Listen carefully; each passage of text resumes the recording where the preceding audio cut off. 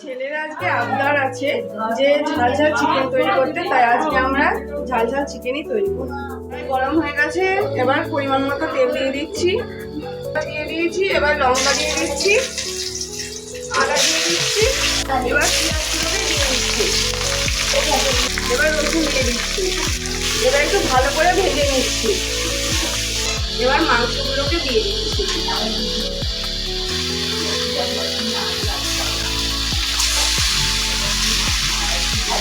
মাংসটা আমার ভাজা হয়ে গেছে। এবার টমেটো ভালো করে একটু ভেজিয়ে দিয়ে দিচ্ছি, একটু চিনি দিয়ে দিচ্ছি, আর একটু ঝাল ঝাল করার জন্য লঙ্কা দিয়ে দিচ্ছি। এখানে করে রাখা জিরে, ধনে আর লঙ্কার গুঁড়ো জল দিয়ে ভিজিয়ে রেখেছিলাম, সেটা দিয়ে দিচ্ছি। আমার মাংসটা কষানো হয়ে গেছে। এবার আলুগুলোকে দিয়ে একটু ভালো করে নেড়ে নেব। পরিমাণ মতো নুন দিয়ে দিচ্ছি। কিছুটা আমার হয়ে গেছে। এবার একটু গরম মশলা দিয়ে নামিয়ে দিচ্ছি। ঝাল ঝাল মাংস রেডি।